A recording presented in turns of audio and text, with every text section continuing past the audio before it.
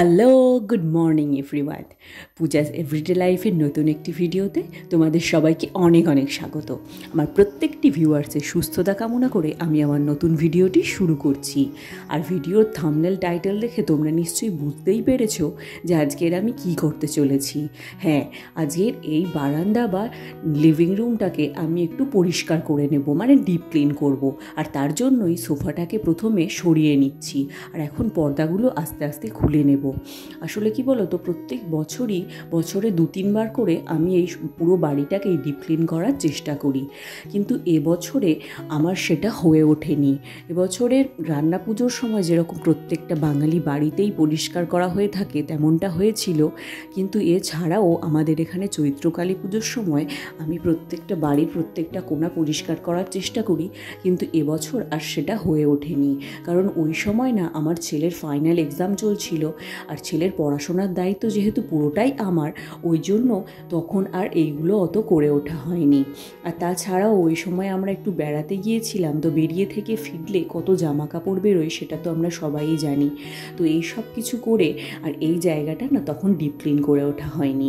তো ওই জন্য ভাবলাম এখন যেহেতু ছেলের স্কুল ছুটি চলছে আর হাজব্যান্ডেরও ছুটি রয়েছে, ওই কারণে এই জায়গাটা আজকের পরিষ্কার করে নিই। আর পরিষ্কার করব বলে প্রথমেই বাড়ির ওই জায়গার সমস্ত ফার্নিচারগুলো সরিয়ে নিয়েছি। দেখো, পর্দাগুলোও খুলে নিয়েছি, আর ওখানে যে সমস্ত সাজানোর জিনিসগুলো ছিল, ছোটোখাটো ফুলদানি থেকে শুরু করে পুতুল বা যে কোনো জিনিসগুলো ছিল, শোপিস ছিল, সেগুলোকে আগে আমি সরিয়ে নিয়েছি।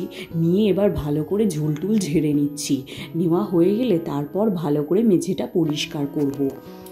আর আমার ডাস্টে অ্যালার্জি রয়েছে বলে আমি মুখে একটা মাস্কও পরে নিয়েছি, না হলে তো আমার হাঁচি হতে হতে পাগল হয়ে যাওয়ার মতো অবস্থা হয়ে যায়। ওই জন্য যখনই ডাস্টিংয়ের কাজগুলো করি আমি মুখে একটা মাস্ক পরে নিই। আর এখানে দেখো, মুখে মাস্ক পরে থাকা সত্ত্বেও আমি ভালো করে নাকটা বাঁ হাত দিয়ে চেপে রয়েছি, কারণ না হলে ওই মাস্কের ভেতর দিয়েই যেটুকুনি যা ধুলো ঢুকবে তাতেই আমার শরীর খারাপ হয়ে যেতে পারে। তো এখন ভালো করে ওই জানালাটা ঝাড়ু দিয়ে ঝেড়ে নিলাম। আসলে কি বলো তো, এই দিকের জানালাগুলোই বৃষ্টির জল লেগে পরিষ্কার হয়ে যায়, কিন্তু ওই দিকটায় যেহেতু পাশাপাশি বাড়ি রয়েছে খুব একটা বৃষ্টির জল লাগে না, তার কারণে ওইখানটায় জানলাটায় একটু ঝুল হয়। আর তাই আমি এই ঝাড়ুটা দিয়ে ভালো করে ওখানটায় আগে ঝেড়ে নিলাম, আর তারপর এখানে ভালো করে ঘষে ঘষে পরিষ্কার করে নিই। পাথরের উপর যে কালো দাগটা দেখছো, ওটা না নোংরার দাগ না, ওটা পাথরেরই দাগ। আমার হাজব্যান্ড পাথর বসানোর সময় পাথর মিস্ত্রিকে সঙ্গে করে নিয়ে গিয়েই দোকান থেকে পাথর কিনে এনেছিল, যাতে ঠকতে না হয়। অথচ তারপরে ও পলিশ করার পর দেখা গেল পাথরের মধ্যে কিছু কিছু জায়গায় মরা পাথর রয়েছে, কোথাও কোথাও এরকম কালো দাগ রয়েছে, কিন্তু তারপরেও ও মিস্ত্রিকে বা দোকানদারকে কাউকেও কিচ্ছু বলেনি। ও এমন একটা মানুষ, ওকে কেউ ঠকিয়ে নিলেও কোনোদিন তাকে কিছু বলে না। বলল যে কেউ কাউকে ঠকিয়ে কোনোদিন ভালো থাকতে পারে না, ব্যাস এটুকুই। কিন্তু কি আর করা যাবে বলো, যেমনটা যা হয়েছে সেভাবেই রেখে দিয়েছে। হাজব্যান্ডকে কি দোষ দিই বলো তো, আমি নিজেও তো ওই একই রকম। বাইরের কেউ কিছু করলে বাড়ির লোকের কাছেই বড়জোর বলতে পারি যে এটা আমাদের বলা উচিত ছিল বা করা উচিত ছিল, কিন্তু তার সামনে গিয়ে কখনোই বলতে পারি না যে এটা কেন করলে বা এটা করা তোমার উচিত হয়নি। আর শুধু এই পাথর না, জানো তো, আমাদের বেডরুমের যে রঙটা রয়েছে ওই রঙটাও অ্যাকচুয়ালি আমি অন্য একটা কালার চুজ করেছিলাম, বাট দোকানদার যখন ওকে ওই কালারটা দিল সেটা অন্য একটা মিক্সিং করে ফেলেছিল বলে যে কালারটা দিয়েছে ও সেই কালারটাই নিয়ে চলে এসছে, আর সেই কালারটাই আমাদের ঘরে লাগানো হয়েছে। আর একমাত্র এই বারান্দার রঙটাই না আমার মনের মতো হয়েছে, যে যে কম্বিনেশন বলেছিলাম পারফেক্ট সেই কম্বিনেশনে পেয়েছি। আর এখন ওই সব কথা থাক, দেখো এদিকে আমি সোফাটা ভালো করে ঝেড়ে নিচ্ছি। আর সোফার মধ্যে না কিছু একটা পোকা মরে পড়ে রয়েছে, যে দিকটা আসলে দেয়ালের দিকে থাকে ওই দিকটা তো রোজ ঝাড়া যায় না, তো ওই দিকটাতেই পোকাটা কিভাবে এসে মরে গেছে। আর কি পোকা ওটা আমি ঠিক চিনি না, জানো। আর এখন দেখো আমি দাবাটাকে ভালো করে মুছে নিচ্ছি, ভালো করে গরম জল করে নিচ্ছি, আর তাতে শ্যাম্পু দিয়ে এখন ভালো করে ঘষে ঘষে পরিষ্কার করে নিচ্ছি। বারবার জল পাল্টে পাল্টে পরিষ্কার করে নিচ্ছিলাম, দেখো। আর মোটামুটি এখন অনেকটা আগের থেকে পরিষ্কার হয়েছে। আর যেহেতু এটা আমি প্রায় সময়ই পরিষ্কার করি, ওই কারণে খুব বেশি ধুলো পড়লেও ধুলোটা অনেক ডিপ হয়ে পড়েনি, মুছতেই একবার বেশ ভালো পরিষ্কার হয়ে গেল। আর এবার দেখো আমি ফ্লোর ক্লিনার দিয়ে ভালো করে মুছে নিচ্ছি, আর এবার যথেষ্টই পরিষ্কার হয়ে গেছে। আসলে প্রায় সময় আমি ঘর মোছার সময় তো ঝাড়ুটা দিয়ে সোফার নিচটা পরিষ্কার করে নিই, কিন্তু যেহেতু সোফাটা আমার অনেকটাই নিচু, ওর নিচে তো আর মোছা যায় না, ওই কারণে মোছাটা হয় না বলেই ধুলোটা বেশ জমে গেছিলো। আর এখন পরিষ্কার করে নিতে ভালোই পরিষ্কার হয়ে গেছে। আর যেহেতু সোফাটা সরিয়েছি, তাই ভাবলাম ওর পেছনের দেয়ালটাও একটু ভালো করে পরিষ্কার করে নিই, কারণ পেছনের দেয়ালটাও তো হালকা কালার, তাই অনেক সময় ধুলো টুলো পড়ে একটু নোংরা হয়ে গেছে, সেই কারণে ওই দেয়ালটাও ভালো করে পরিষ্কার করে নিচ্ছি। যদিও বাড়ির যে কোনো দেয়ালেই যখনই একটু ধুলো দেখি আমি চেষ্টা করি সবসময় সেটা তাড়াতাড়ি পরিষ্কার করে নেওয়ার, তাই খুব বেশি ধুলো দেয়ালে জমে না, এখানেও খুব বেশি ধুলো জমেনি। আর এবার দেখো আমি এই ওয়াল হ্যাঙ্গিংটা একটু পরিষ্কার করে নেব। আর এটা না আমি অনলাইন থেকে কিনেছিলাম, কেমন লাগছে বলো তো এটা দেখতে তোমাদের। আর এখন এটাকে আমি ভালোভাবে পরিষ্কার করে নিচ্ছি, আর এর সামনে খোঁজখাজগুলোও ভালো করে মুছে নিয়েছি। এবার পিছন দিকটা ভালো করে মুছে নেব। আর এবার দেখো সোফাটা আমি ভালো করে ঝেড়ে নিচ্ছি। যদিও পুরো বাড়িটা ক্লিন করার পর তারপরে সোফাটা তার জায়গায় রাখলে ভালো হতো, কিন্তু আমার তো জায়গা শর্ট রয়েছে, ওই জন্য যে জায়গাটায় সোফাটা থাকে সেইটা আগে ভালো করে ধুয়ে মুছে পরিষ্কার করে নিয়েছি, নিয়ে সোফাটা আবার তার জায়গায় রেখে দিচ্ছি, দিয়ে এবার কি বাড়িটা ভালোভাবে পরিষ্কার করে নেব। প্রথমে সোফাটা সরানোর সময় হাজব্যান্ড ছিল বলে সরাতে খুব সুবিধে হয়েছিল, কিন্তু তারপরে ওর একটা কাজ ছিল বলে ও বেরিয়ে গেছে। যদিও বেরোনোর আগে আমাকে জিজ্ঞেস করছিল যে সোফাটা সরাতে পারবে তুমি একা, তা আমি বললাম হ্যাঁ তোমার যেহেতু কাজ রয়েছে তুমি বেরিয়ে যাও, আমি আস্তে আস্তে ওটা করে নেব। স্পিডে তো তোমাদের আমি দেখিয়ে দিলাম সোফাটা আমি সরিয়ে নিয়েছি, কিন্তু সরানোর সময় সত্যিই আমাকে জোর লাগাতে হয়েছিল। আর এখন দেখো আমি বাড়িটা ভালো করে পরিষ্কার করে নিচ্ছি। সোফাটা পরিষ্কার করার আগে আমি ভালো করে দরজা বন্ধ করে রেখেছিলাম, যাতে ধুলো টুলোগুলো ভেতরে না ঢুকতে পারে। তো ঘরের মধ্যে খুব একটা ধুলো ঢোকেনি, যার কারণে রোজ যেরকম পরিষ্কার করলে হয় সেরকমই পরিষ্কার করে নিচ্ছি। আর এই যে দেখো সোফার নিচ থেকে যে ধুলোগুলো বেরিয়েছিল সেগুলো এখন এখানে রয়েছে, আর পুরো বাড়িটা পরিষ্কার করার সঙ্গে সঙ্গে ওগুলোও পরিষ্কার করে নেব। ঝাড় দেওয়া সত্ত্বেও কত পরিমাণ ধুলো বেরিয়েছে দেখো, কারণ রোজই তো আমি যখন বাড়িঘর ঝাড় দিই সোফার নিচেও ভালো করে ঝাড় দিয়ে নিই ঝাড়ুটা দিয়ে, কিন্তু তারপরেও কত পরিমাণ ধুলো সোফার নিচে ছিল, সবটাই আজকের বেরিয়ে গেছে। এবার দেখো আমার ছেলের স্টাডি রুমটাও পরিষ্কার করে নেওয়া হয়ে গেছে। এবার সিঁড়িটা পরিষ্কার করে নিলেই তারপরে মুছলে বাড়িঘর একদম পরিষ্কার হয়ে যাবে। আর এবার আমি সিঁড়িটা ভালো করে ঝাড় দিয়ে নেব। আর এখানে তো তোমাদেরকে ফাস্ট করে আমি দেখিয়ে দিয়েছি, কিন্তু সিঁড়িটা না আমাকে খুব আস্তে আস্তে ঝাড় দিতে হয়েছিল, কারণ কালকে সন্ধেবেলা না অনেক বাদল পোকা বাড়ির মধ্যে ঢুকে এসেছিল। আর দাবাতে যেহেতু আলোটা জ্বলছিল, তো ওইখানে বাদল পোকাগুলো পড়ে মারা গেছিলো, আর তাদের পাখনাগুলো অনেকই সোফার নিচে ঢুকে গেছিলো। আর এই পাখনাগুলো দেখবে খুব হালকা, খুব জোরে এদেরকে ঝাড় দেওয়া যায় না, গেলে উড়ে গিয়ে আবার সেই জায়গায় পড়ে, ওই জন্য খুব আস্তে আস্তেই আমাকে ঝাড় দিতে হচ্ছিল। আর এবার দেখো এই ফ্লাওয়ার ভাসটা ভালো করে মুছে নিচ্ছি। যে জিনিসগুলো ঘরকে সুন্দরভাবে সাজিয়ে রাখতে সাহায্য করে সেইগুলোই আবার অপরিষ্কার হয়ে থাকলে ঘরটা দেখতে অনেক বেশি নোংরা লাগে, তাই ভালোভাবে এটা মুছে নিয়ে তারপর সমস্ত জিনিসগুলো যে যার জায়গায় রাখবো। আর পরিষ্কার পরিচ্ছন্ন ঘর দেখতে তো বেশ ভালোই লাগে, কিন্তু সেটার পেছনের পরিশ্রমটা না কেউ দেখে না।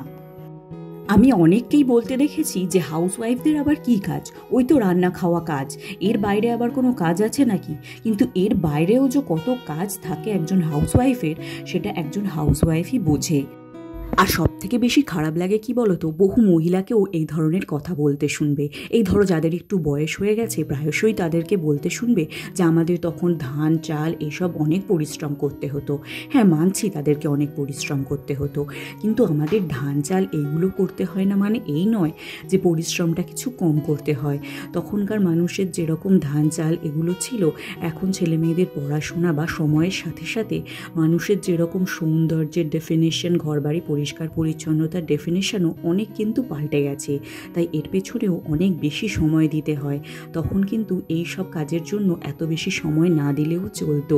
এখনকার মেয়েরা যেমন তখনকার মানুষদের মতো অনেক কাজ করতে পারে না, তেমন এখনকার মেয়েরা এমন কিছু কাজ করতে পারে যেগুলো তখনকার মানুষরা পারে না। তাই কম্প্যারিজন করাটা না আমার ঠিক পছন্দ না, কিন্তু কি আর করা যাবে বলো, সবাই তো আর একই মানসিকতার হয় না।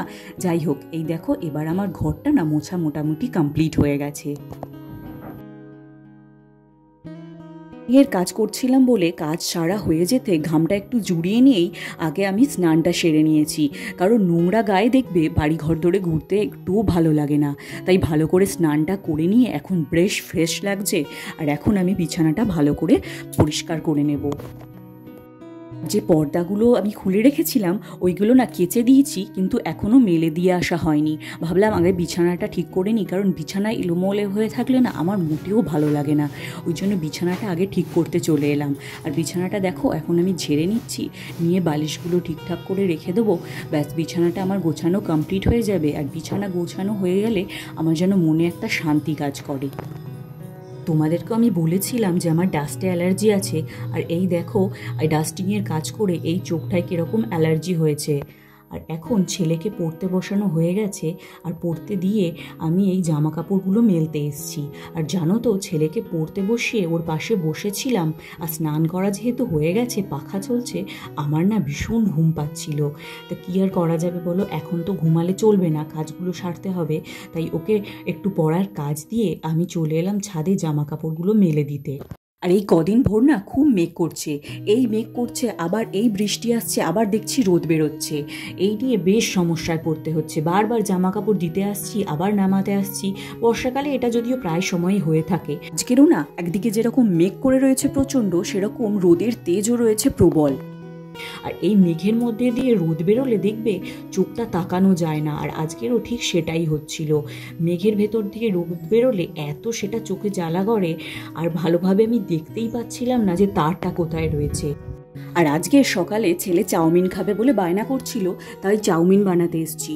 যদিও আজকের আমার চাউমিন বানানোর একদম ইচ্ছা ছিল না, কারণ মনে হচ্ছিল একটু হালকা পাতলা কিছু খেলেই ভালো হয়। ভেবেছিলাম ব্রেড আর বাটার দিয়ে দেবো, কিন্তু ও আজকে চাউমিন খাবে বলে প্রচুর বায়না করছে। আসলে মেন কথা, ও কাল রাত্রেবেলায় আমার কাছে প্রমিস করিয়ে নিয়েছিল যে ও আজকে সকালে চাউমিন খাবে, আর আমি না একদম ভুলে গেছিলাম।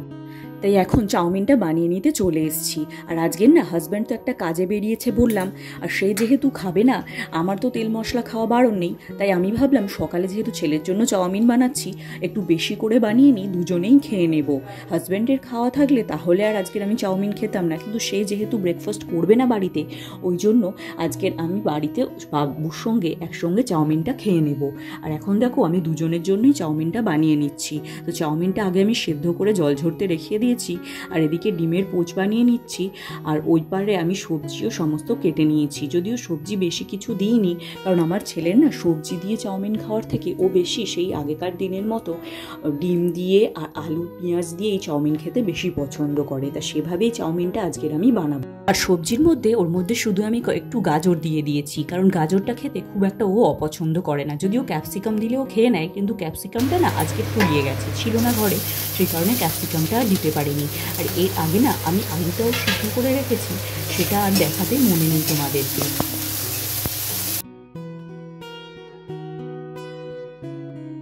এখন দেখো আমি সেদ্ধ আলুটা দিয়ে নিয়েছি, একটু ওই ভাজা সবজিগুলোর সঙ্গে আলুটাকেও নেড়ে নেব, আর তারপরেই এতে চাউমিনটা অ্যাড করে দেব। আর এই যে দেখো আমার চাউমিনটা এবার দিয়ে দেওয়া হয়ে গেছে, আর চাউমিনটা মোটামুটি হয়েও এসছে। এবার এটা আমাদের দুজনের হয়ে যাবে। আর ওর ঠাম্মি তো চাউমিন খায় না, উনি এই ধরনের খাবার একদম পছন্দ করে না, যার কারণে আমাদের দুজনের জন্যই বানিয়েছি। আর দেখো এই প্লেটে ছেলের জন্য আমি নিয়ে নিয়েছি। ও না সোয়া সস একদম পছন্দ করে না, যার কারণে আমি ওর চাউমিনটাতে শুধুমাত্র টমেটো সসই দিয়ে দিই। একটা কাজে গিয়েছিল তো তোমাদের বললাম, আর ফেরার পথে এই দেখো তালের শাঁস আর কিছু লিচু নিয়ে এসছে। লিচুগুলো এনে নিজেই বললো যে লিচুগুলো খুব একটা মিষ্টি হবে না। তা আমি জিজ্ঞেস করলাম, লিচু তাহলে এখন কেন এনেছো? বললো না তুমি খেতে ভালোবাসো ওই জন্য নিয়ে এলাম, পরে আবার মিষ্টি হলে তখন নিয়ে আসবো। বলতে লিচু খেতে আমি এতটাই ভালোবাসি, টক হলেও আমার সত্যি কোনো যায় আসে না। আর এই দেখো লিচুগুলো আমি এখন বাটির মধ্যে নিয়ে নিচ্ছি।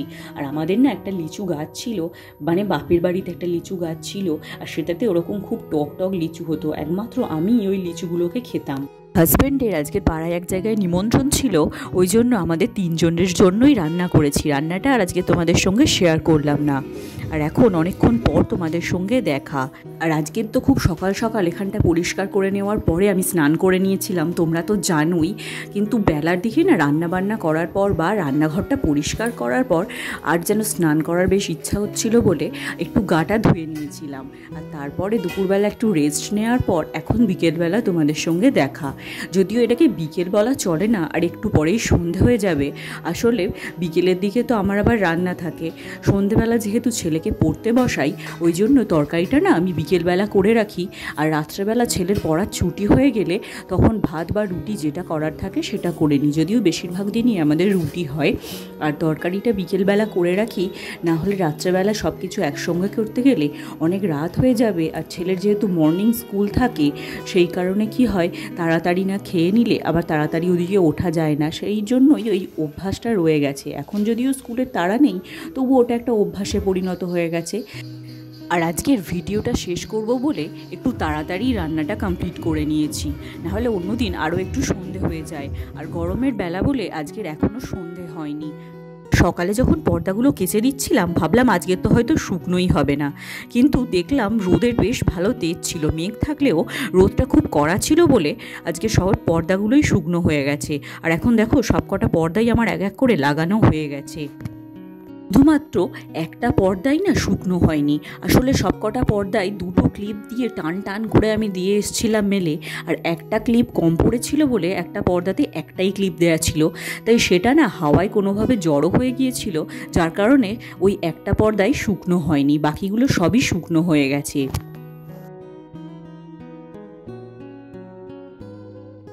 আর এখন দেখো আমার পর্দাগুলো প্রায় সবকটাই লাগানো হয়ে গেছে। আর এবার এগুলোকে ভালোভাবে গুছিয়ে সাজিয়ে নেব। আর এইখানটা না আরও সুন্দর করে আরও বেশ কিছু জিনিস দিয়ে ভালোভাবে ডেকোরেট করার আমার খুব ইচ্ছা আছে। তবে যখন সেটা করব তোমাদের সঙ্গে অবশ্যই শেয়ার করব। এখন আপাতত যেটুকু যা ছিল সেটা দিয়েই ভালো করে আবার গুছিয়ে নিচ্ছি। এই পর্দাগুলো যদিও রোদ আটকানোর থেকে বেশি সাজানোর জন্যই ব্যবহার করা হয়, কারণ রোদের জন্য খুব কম সময়ই এগুলো মেলে দেওয়া হয়। কারণ যে সময়টা রোদ আসে না, সেইটা সময়টা আমরা খুব একটা বেশি এখানটায় থাকি না, তাই এগুলো এই রকমভাবেই বেশিক্ষণ থাকে। এখন দেখো সোফাটা একটু টেনে নিচ্ছি। আসলে ওই ধারের যে পর্দাটা ওটা একটু ভেতরের দিকে ঢুকিয়ে রাখতে হয়, না হলে সোফার উপর তুলে রাখলে দেখতে খুব একটা ভালো লাগে না। যার কারণে ওটাকে আমি ভালোভাবে পাট করে ওই কোণটাতে সোফার কোণের দিকেই রেখে দিই। সে কারণে আগে একটু সোফাটাকে সরিয়ে নিলাম, তারপর ওটা রেখে দিয়ে আবার সোফাটাকে সরিয়ে দেবো।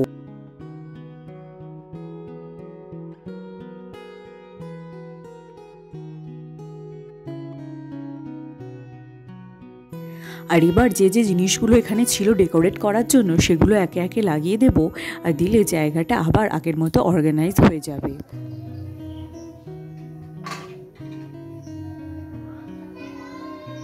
আর এবার না ভাবলাম সোফার কুশনগুলোকে অ্যাড করে দিই। আসলে ছেলে তো এখন অনেকটাই বড় হয়ে গেছে, এখন আর আগের মতো অতটা অন্যায় করে না, সেই কারণে কুশনগুলোকে আমি অ্যাড করে দিলাম। আর আজকের ভিডিওটা এখানেই শেষ করছি। আর যদি আমার ভিডিও তোমাদের ভালো লেগে থাকে তাহলে আমার চ্যানেলটিকে সাবস্ক্রাইব করার মধ্য দিয়ে আমার দিকে বন্ধুত্বের হাত বাড়িয়ে দিতে পারো। আর আমার ভিডিওগুলোকে লাইক ও শেয়ার করতে পারো। আর আমার ভিডিওর ভালো লাগা খারাপ লাগা পুরোটাই কমেন্ট বক্সে জানাতে পারো।